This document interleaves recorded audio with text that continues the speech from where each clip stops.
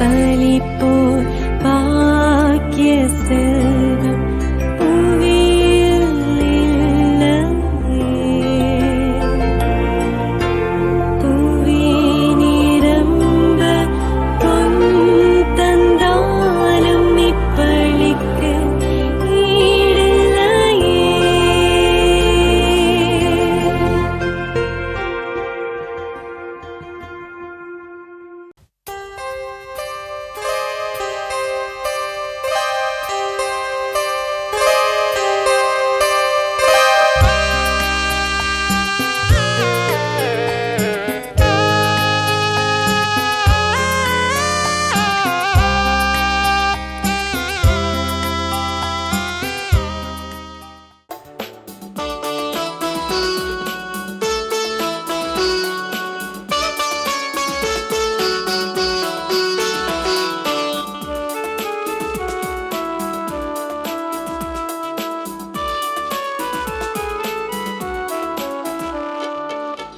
ஆலய மணிகள் முழங்க, இன்று 1000 இதயங்கள் இறங்க. ஆருயிர் இறைவா, ஆறுதல் தேடி ஆதரிப்பாய் என வந்தோம் உன் ஆலய வாசலிலே. ஆலய மணிகள் முழங்க, இன்று 1000 இதயங்கள் இறங்க. ஆருயிர் இறைவா, ஆறுதல் தேடி ஆதரிப்பாய் என வந்தோம் உன் ஆலய வாசலிலே. தந்தை மகன் தூய ஆவியாரின் பெயராலே. ஆமென். நம் தந்தையாம் கடவுளிடமிருந்தும் ஆண்டவராகிய இயேசு கிறிஸ்துவிடமிருந்தும் அருளும் அமைதியும் உங்கள் அனைவரோடும் இருப்பதாக. உம் ஆன்மாவோடும் இருப்பதாக. இறை இயேசுவில் அன்பிற்குரியவர்களே, எரேமியா இறைவாக்கினரையும் இயேசுவையும் கொல்ல சதித்திட்டம் தீட்டப்பட்டதை நாம் இன்று தியானிக்கின்றோம். மனித சாயலை மட்டுமே பயன்படுத்தி உலக மக்களின் பாவம் போக்க தன்னையே வெறுமையாக்கிய இயேசு கல்வாரி மலை மீது, தந்தையே, இவர்கள் அறியாமல் செய்கிறார்கள், இவர்களை மன்னியும் என சொல்ல வைத்தது. ஆனால் எரேமியாவின் வேண்டுதல் என் எதிரிகள் அழிவதை என் கண்முன் காண வேண்டும் என சொல்ல வைத்தது. கொலை செய்யப்பட வேண்டும் என்ற நோக்கத்தில் இருவருக்கும் ஒற்றுமை இருந்தாலும் அதை ஏற்றுக்கொள்ளும் மனப்பக்குவத்தில் வேறுபாட்டை நாம் காண முடியும். நன்மையானாலும் தீமையானாலும், தாய் மறந்தாலும் நான் மறவேன் என்ற தந்தையின் இரக்கமும் பேரன்பும் இயேசுவை தவிர உலகில் படைக்கப்பட்ட எந்த மனிதனாலும் வெளிப்படுத்த முடியவில்லை. இந்த வேற்றுமை ஒற்றுமை சிந்தனை செய்து இயேசுவை போல நாமும் மன்னிப்போம், மறப்போம், இயேசுவாக வாழ்வோம். அன்புமிக்க சகோதர சகோதரிகளே, தூய மறை நிகழ்வுகளை தகுதியுடன் கொண்டாட தடையாக இருக்கின்ற நம்முடைய பாவங்கள், குற்றங்கள் இவற்றுக்காக மனம் வருந்தி இறைவனிடம் மன்னிப்பு வேண்டுவோம். எல்லாம் வல்ல இறைவனிடமும் சகோதர சகோதரிகளிடமும் நான் பாவியனை ஏற்றுக்கொள்கிறேன். ஏனெனில் என் சிந்தனையாலும் சொல்லாலும் செயலாலும் கடமைகள் தவறியதாலும் பாவங்கள் பல செய்தேன். என் பாவமே, என் பாவமே, என் பெரும் பாவமே. ஆகியால் எப்பொழுதும் கன்னியான புனித மரியாதையும் வானதூதர் புனித அனைவரையும் சகோதர சகோதரிகளை உங்களையும் நம் இறைவனாகிய ஆண்டவரிடம் எனக்காக வேண்டிக் கொள்ள மன்றாடுகிறேன். எல்லாம் வல்ல இறைவன் நம்மீது இரக்கம் வைத்து நம் பாவங்களை மன்னித்து நம்மை நிலை வாழ்வுக்கு அழைத்துச் செல்வாராக. ஆமென்.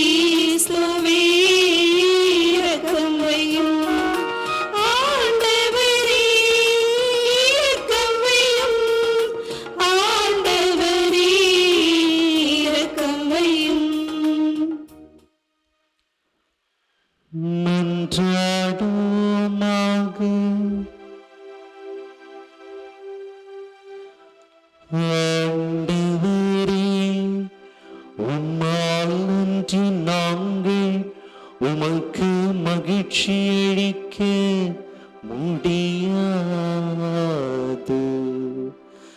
ஆகவே உமது இரக்கத்தின் செயல் எங்கள் இதயங்களை வழிநடத்த அருள் புரிவீராக. உம்மோடு தூயாவியாரின் ஒன்றிப்பில் இறைவனாய் என்றென்றும் வாழ்ந்து ஆட்சி செய்கின்ற எங்கள் ஆண்டவரும் உம் திருமகனுமாகிய இயேசு கிறிஸ்து வழியாக உம்மை மன்றாடுகின்றோம்.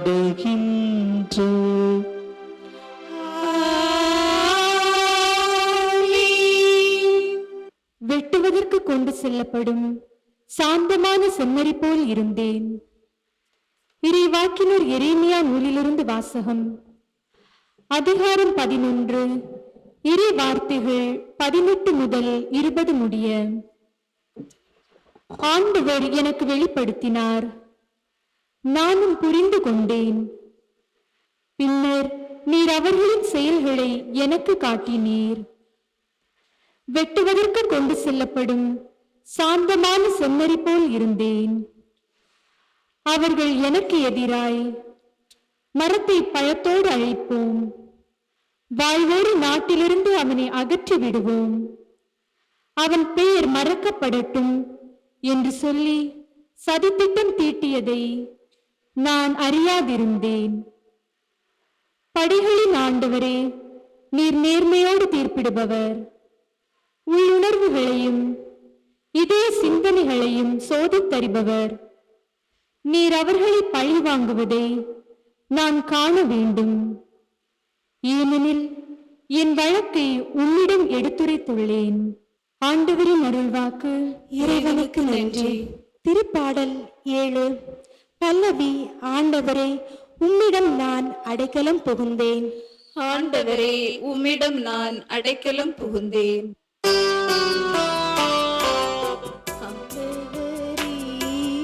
உம்மிடம் நான் அடைக்கலம் புகுந்தேன்.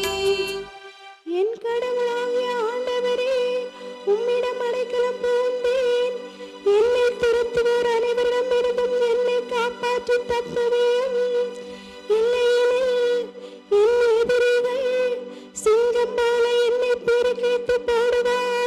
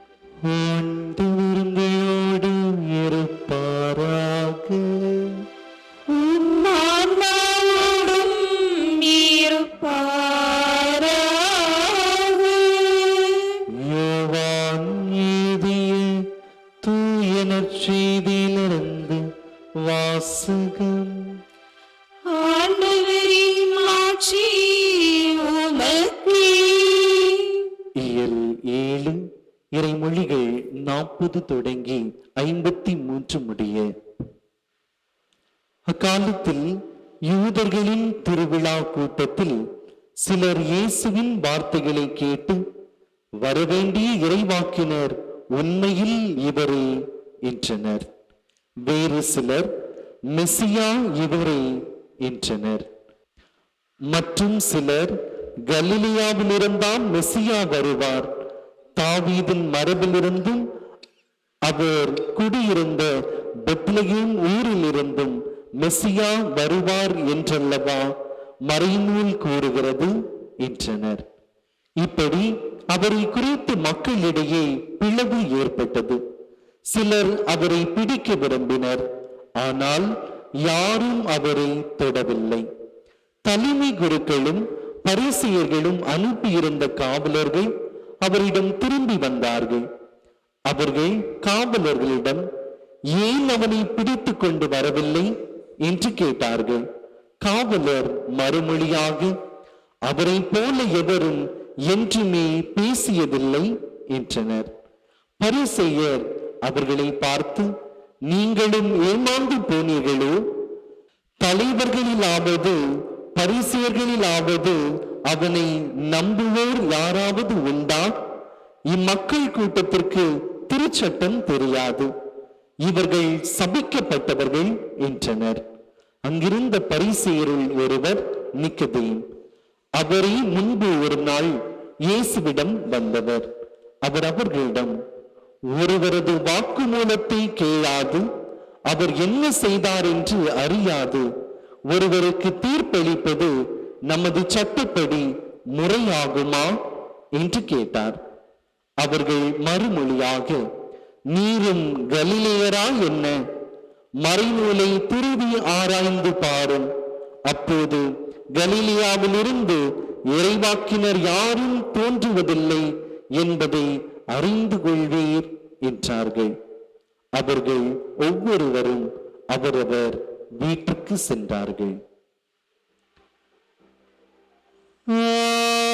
ஆண்டவரின் அருள்வாக்கு. கிறிஸ்துவே உமக்கு புகழ். இயேசுவில் பிரியமான அன்பு சகோதர சகோதரிகளே, தவக்காலத்திலே பயணித்துக் கொண்டிருக்கின்றோம். தவக்காலத்தின் ஒவ்வொரு நாட்களும் நமக்கு நம்மை சீர்படுத்தி பார்ப்பதற்கான அழகிய வாய்ப்பை கொடுக்கின்றது. இன்றைய நாள் வாசகமும் அப்படிப்பட்ட ஒரு வாய்ப்பை நமக்கு தருகின்றது. இன்றைய முதல் வாசகமும் நற்செய்தி வாசகமும் இறைவாக்கினர் எரேமியா மற்றும் நம் ஆண்டவர் இயேசு கிறிஸ்து எப்படி தாங்கள் வாழ்ந்த காலகட்டத்தில் இறைவனுடைய திருவுள்ளத்தை நிறைவேற்ற முயற்சி எடுக்கின்ற போது எப்படிப்பட்ட சவால்களை, எப்படிப்பட்ட பிரச்சனைகளை எதிர்கொள்கின்றார்கள் என்பதற்கு சான்றாக அமைவதை நாம் பார்க்க முடிகின்றது. இந்த முதல் வாசகத்திலே இறைவாக்கினர் எரேமியா கடவுள் அவருக்கு கொடுத்த பணியை நிறைவேற்றுவதற்காக இஸ்ரேல் மக்களிடம் சென்று மனம் மாறுவதற்கான அழைப்பை கொடுக்கின்றார். ஆனால் அந்த மக்கள் அந்த அழைப்பை ஏற்றுக்கொள்ளவில்லை. இவர் யார் எங்களிடம் இதை சொல்வதற்கு? இவர் சொல்வதை நாங்கள் கேட்க வேண்டுமா என்கின்ற எண்ண அலைகள் அவர்களுடைய உள்ளத்தில் எழுந்ததால் அவர்கள் அவரையே கொலை செய்வதற்கு, அவரை கண்டனம் செய்வதற்கு முற்படுவதை பார்க்கின்றோம். அவருடைய நிலைமை எப்படி இருந்தது என்றால், வெட்டுவதற்கு அழைத்து செல்லப்படுகின்ற ஒரு ஆட்டை போல இருக்கின்றது என்று தன்னுடைய உள்ள வேதனையை ஆண்டவரிடம் அவர் எடுத்துரைப்பதை இன்றைய முதல் வாசகம் பதிவு செய்கின்றது. ஆனாலும் அவர் துணிச்சலை விட்டுவிடவில்லை. தொடர்ந்து உள்ள இறைவார்த்தைகளை பார்க்கின்ற போது அவர் துணிச்சலோடு இறைவன் கொடுத்த பணியை செய்வதை பார்க்க முடிகின்றது. இன்றைய நற்செய்தி வாசகத்துடைய துவக்க பகுதியை பார்க்கின்ற போது இயேசு தொழுகை கூடத்தில் நின்று பேச துவங்குகின்றார். எப்படி பேசுகின்றார் என்றால், யாராவது தாகமாய் இருந்தீர்கள் என்றால் நீங்கள் என்னிடம் வாருங்கள் என்று சொல்லுகின்றார். நாமும் பல நேரங்களில் பலவற்றின் மீது தாகமாய் இருக்கின்றோம். இயேசு கூறுகின்ற தாகம் என்பது உணவுக்கானதோ அல்லது நீருக்கான தாகம் அல்ல. மாறாக இயேசு கூறுகின்ற தாகம் உண்மைக்கான தாகம், அன்புக்கான தாகமாக இருக்கின்றது. மன்னிக்க நம்மை அழைக்கின்ற ஒரு தாகத்தை இயேசு நமக்கு சுட்டி காட்டுகின்றார்.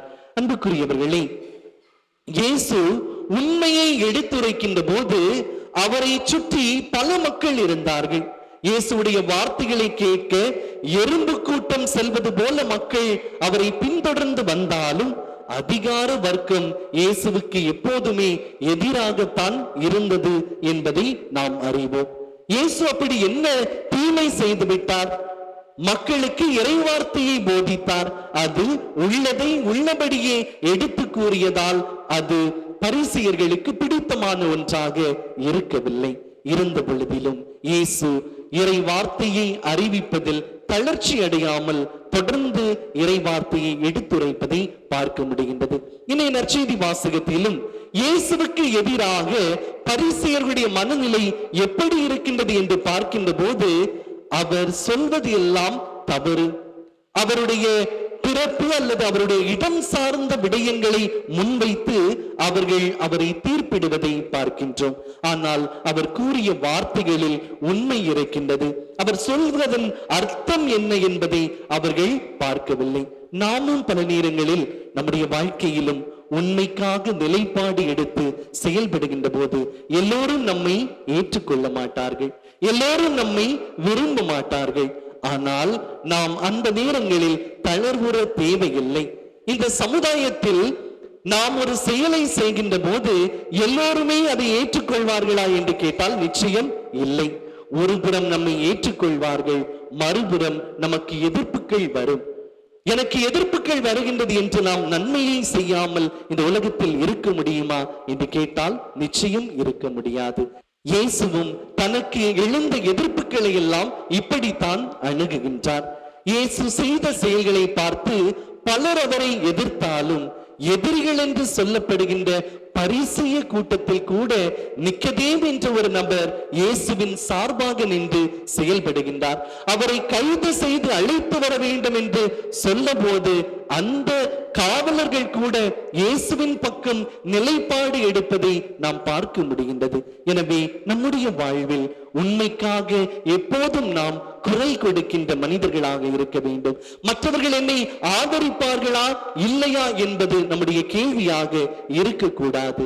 மாறாக பிறர் நமக்கு சார்பாக இருந்தாலும் இல்லாவிட்டாலும் நாம் உண்மையை, நல்லதை தொடர்ந்து செய்ய முயற்சி எடுக்க வேண்டும்.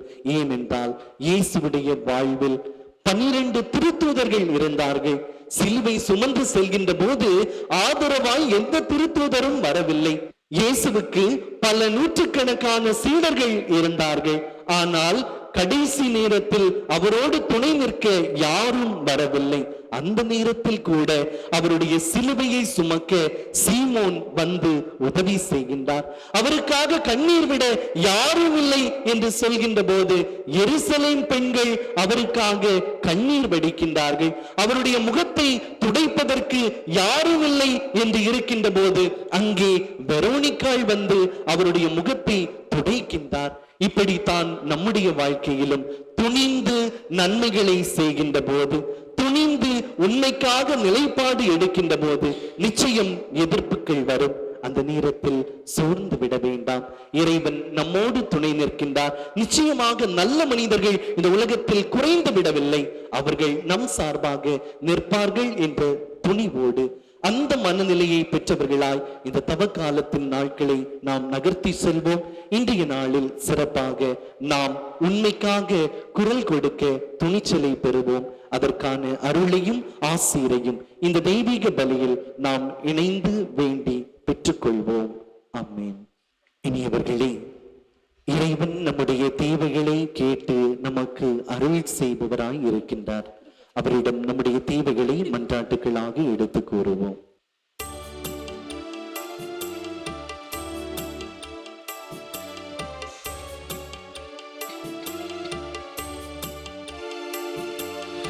ஆண்டவரே, எங்கள் மன்றாட்டை தயவாய் கேட்டருளும்.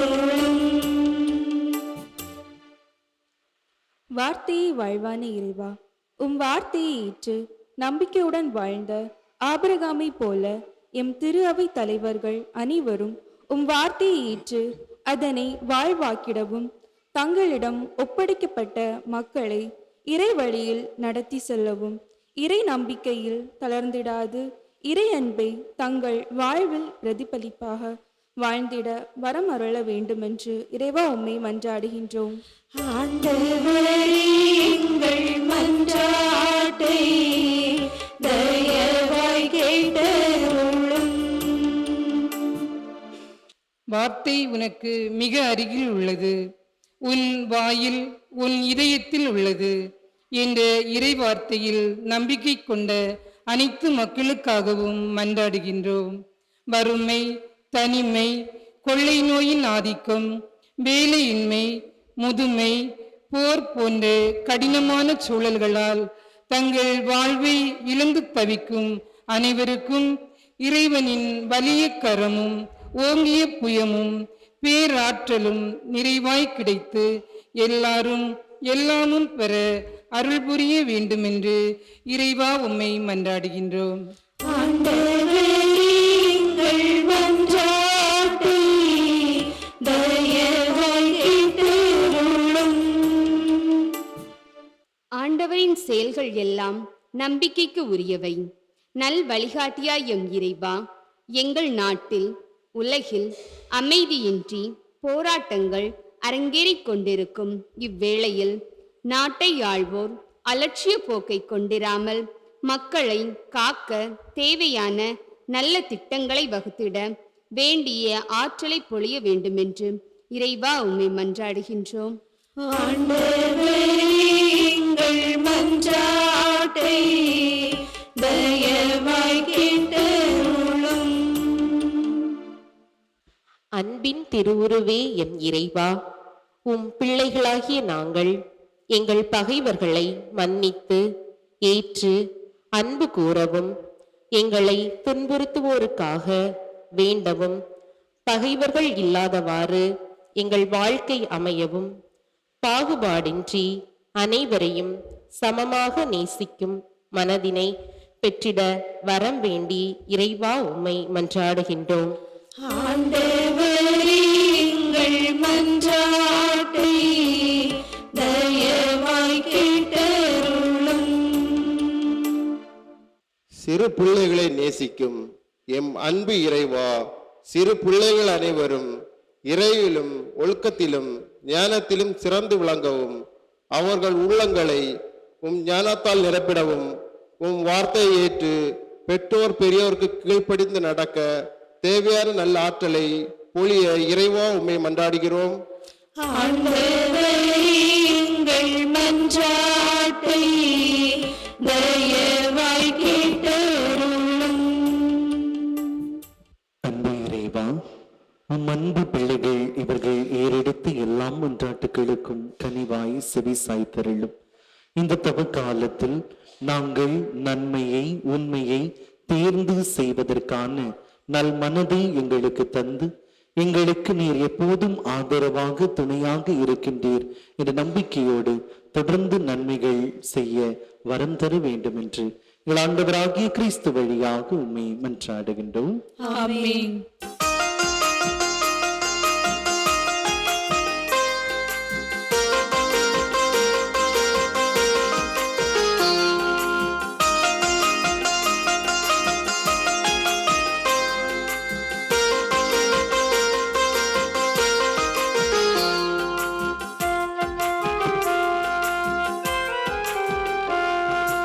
என்னை தருகிறேன் இயேசு தெய்வமே, என்னை முழுதும் உமக்கு தருகிறேன். என்னை தருகிறேன் இயேசு தெய்வமே, என்னை முழுதும் உமக்கு தருகிறேன். அன்புமிக்க சகோதர சகோதரிகளே, நாம் அனைவரும் இணைந்து ஒப்பு கொடுக்கின்ற இந்த தியாக பலி எல்லாம் வல்ல தந்தையாகிய இறைவனுக்கு ஏற்றதாகும்படி மன்றாடுவோம். ஆண்டவர் தமது திருப்பெயரின் புகழ்ச்சிக்காகவும் மாட்சிமைக்காகவும் நமது நன்மைக்காகவும் புனித திரு அவையின் அனைத்து நலன்களுக்காகவும் உமது கையினின்று பலியை ஏற்றுக்கொள்வாராக. ஆண்டவரே, எங்கள் காணிக்கைகளை மகிழ்வுடன் ஏற்றுள்ள உம்மை வேண்டுகின்றோம். கட்டுக்கடங்காத எங்கள் விருப்பங்களை உம் பக்கம் கனிவுடன் திருப்புவீராக. எங்கள் ஆண்டவராகிய கிறிஸ்து வழியாக உம்மை மன்றாடுகின்றோம்.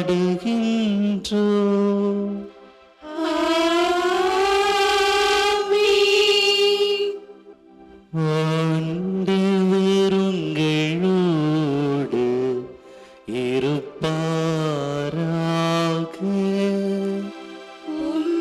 ஆன்மாவோடும் இருப்பாராக. இதயங்களை மேலே எழுப்புங்கள். ஆண்டவரிடம் எழுப்பியுள்ளோம். நம் இறைவனாகிய ஆண்டவருக்கு நன்றி கூறுவோம்.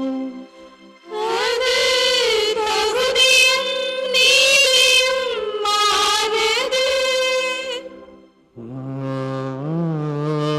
ஆண்டவரே, தூயவரான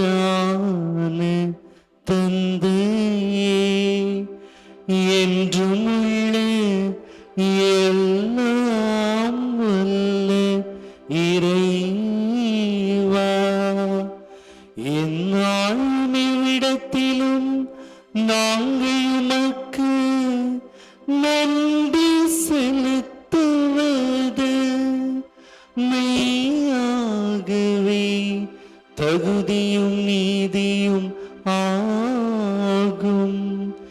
எங்கள் கடமையும் மீட்புக்குரிய செயலுமாகும். உம்முடைய பிள்ளைகளின் உள்ளங்களை தூய்மைப்படுத்தி புதுப்பிக்க பயனுள்ள இச்சிறப்பான காலத்தை ஏற்படுத்தினீர். அதனால் நாங்கள் மட்டுமீறிய பற்றுதல்களிலிருந்து விடுதலை பெற்று நிலையற்றவற்றில் மனதை ஈடுபடுத்தாது நிலையானவற்றில் மென்மேலும் மனதை செலுத்துமாறு எங்களை தூண்டுகின்ற காலம் இதுவே. ஆகவே புனிதர் வானதூதர் அனைவரோடும் சேர்ந்து நாங்கள் உம்மை புகழ்ந்தேத்தி முடிவின்றி பாடுவதாவது.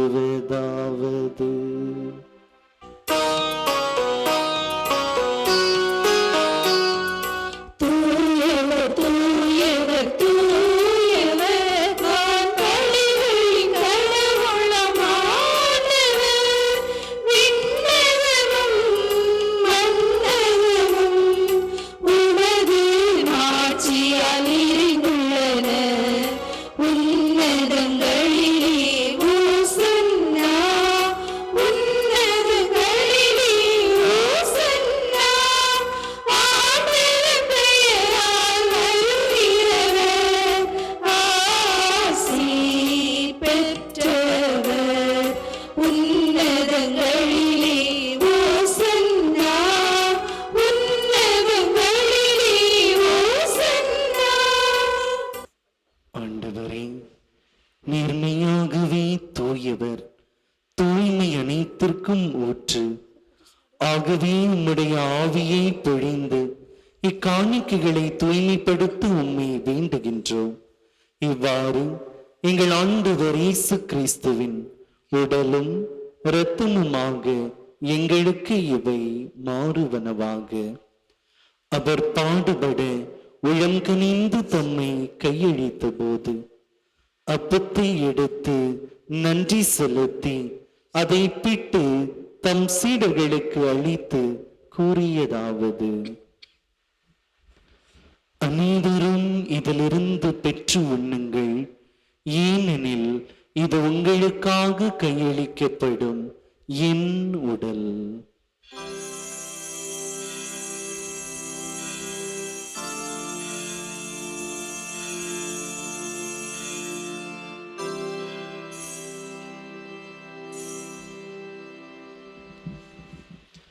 அவ்வண்ணமே இரவு விருந்தை அருந்திய பின் கிண்ணத்தையும் எடுத்து மீண்டும் உமக்கு நன்றி கூறி தம் சீடர்களுக்கு அளித்து அவர் கூறியதாவது: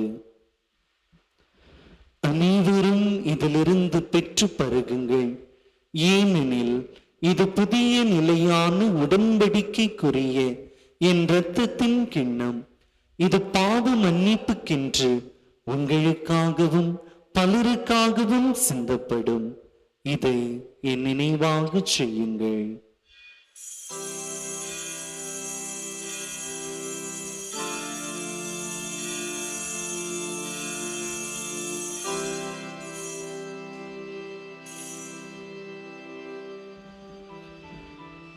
நம்பிக்கையின் மறைபொருள்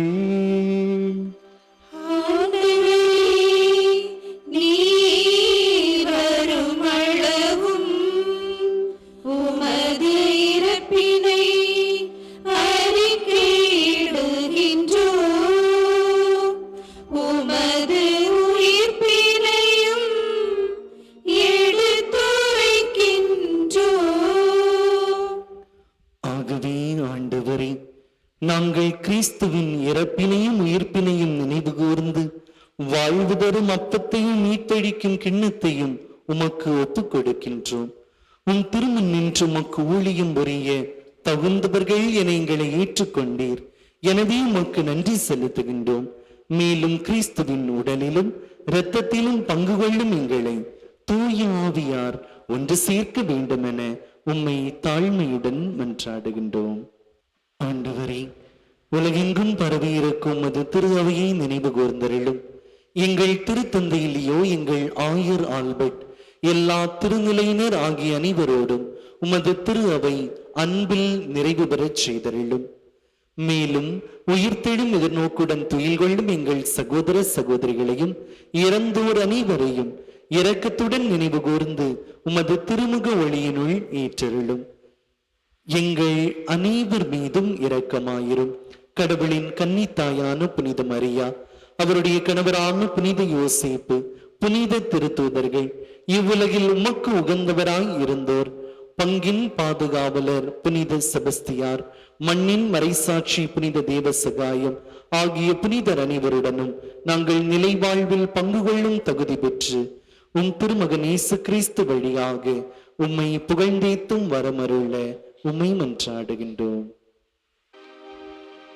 இவர் வழியாக இவரோடு இவரில் எல்லாம் வல்ல இறைவனாகிய தந்தையே,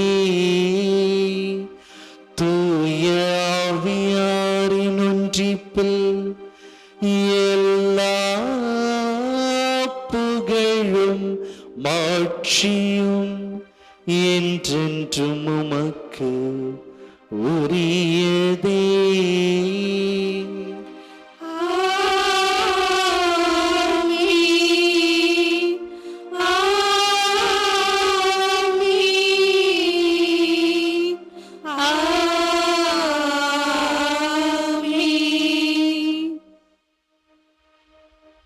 மீட்பரின் கட்டளையால் கற்பிக்கப்பட்டு இறை படிப்பினையால் பயிற்சி பெற்ற நாம் இணைந்து மன்றாடுவோம்.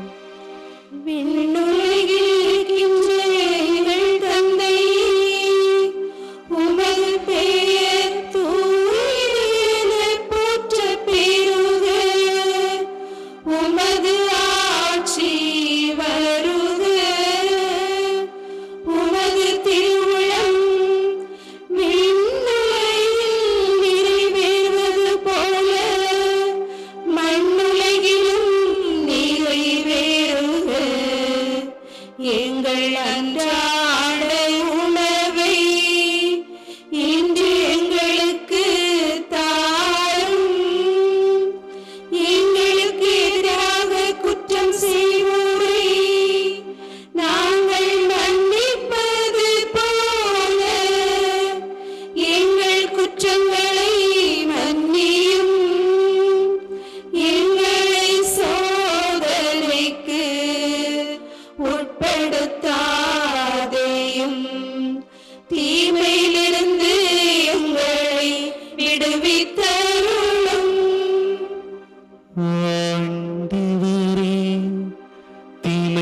தீமைகளிலிருந்தும் எங்களை விடுவித்து எங்கள் வாழ்நாளில்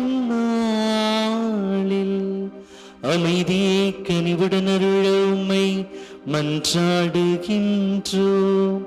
உமது இரக்கத்தின் உதவியால் நாங்கள் பாவத்திலிருந்து எப்போதும் விடுதலை பெற்று யாதொரு கலக்கமுமின்றி நலமாயிருப்போமாக. நாங்கள் எதிர்நோக்கி இருக்கும் பேரின்பத்திற்காகவும் என் மீட்பராகிய இயேசு கிறிஸ்துவின் வருகைக்காகவும் காத்திருக்கின்றோம். ஏனெனில் ஆட்சியும் வல்லமையும் மாட்சியும் என்றென்றும் உமதே. ஆண்டவரே இயேசு கிறிஸ்துவே, அமைதியை உங்களுக்கு விட்டுச் செல்கின்றேன், என் அமைதியையே உங்களுக்கு அளிக்கின்றேன் என்று உம் திருத்தூதர்களுக்கு மொழிந்தீரே. எங்கள் பாவங்களை பாராமல் உமது திரு அவையின் நம்பிக்கையை கண்ணோக்கி உமது திருவிழத்திற்கு ஏற்ப எங்கள் அனைவருக்கும் அமைதியையும் மகிழ்ச்சியையும் நலமான வளமான வாழ்வையும் அளித்தருள்வீராக. என்றென்றும் வாழ்ந்து ஆட்சி செய்கின்றவர் நீரே. ஆமென். ஆண்டவருடைய அமைதி உங்களோடு என்றும் இருப்பதாக. உம் ஆன்மாவோடும் இருப்பதாக. இறைமகன் இயேசு நமக்கு அளிக்கின்ற அமைதியை ஒருவர் மற்றவரோடு மகிழ்வோடு பகிர்வோம்.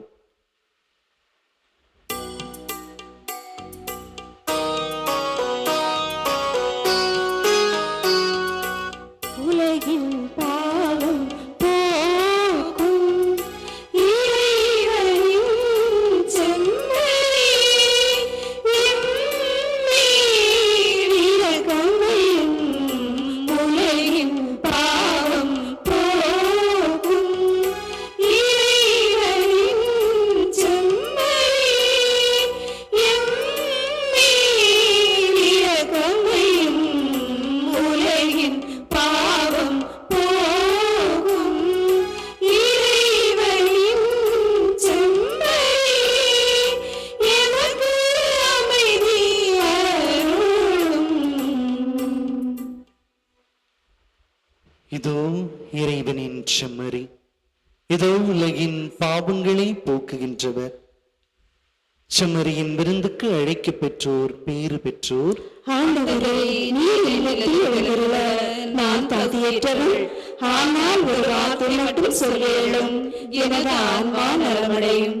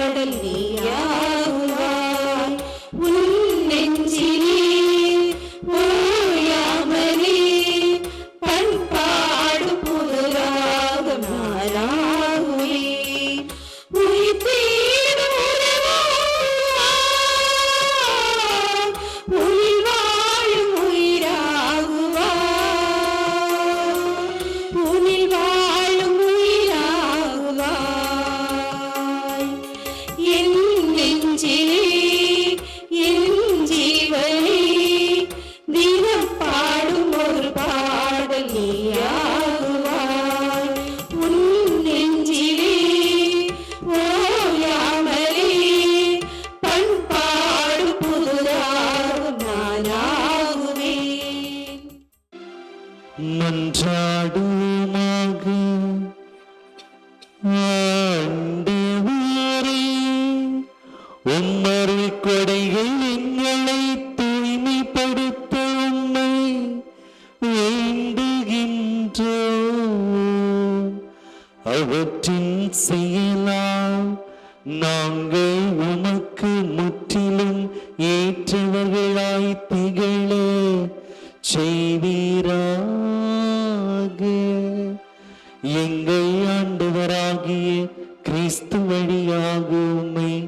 மன்றாடுகின்றோம்.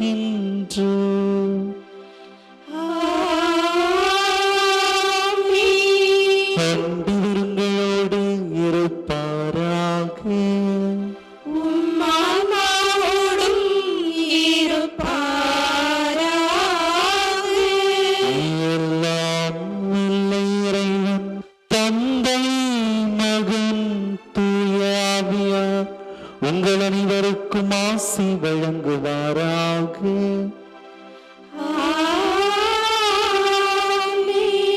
சவால்கள் மத்தியில் இறை துணையோடு துணிந்து நன்மை செய்ய சென்று வாழ்வோம். வாழ்வின் பலி தொடர்கின்றது. இறைவனுக்கு நன்றி.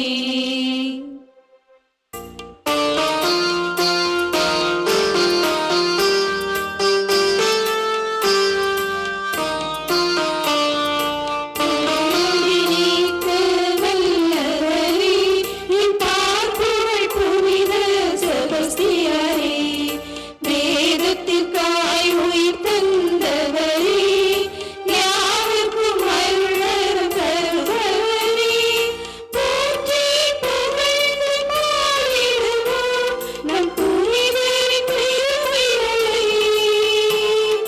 போற்றி புகழ்ந்து பாடிடுவோம் நம் புனிதரின் பெருமைகளை.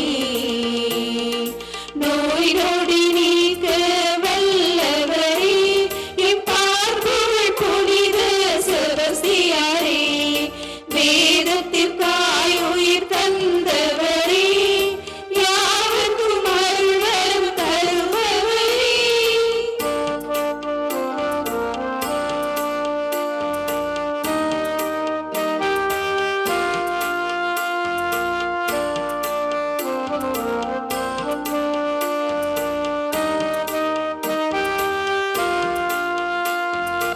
இறையாட்சி மண்ணில் மலர தன்னையே தந்தவரா, நம் இறையேசு உரைத்த நல்வழியில் என்றுமே வாழ்ந்தவரா. இறையாட்சி மண்ணில் மலர தன்னையே தந்தவரா, நம்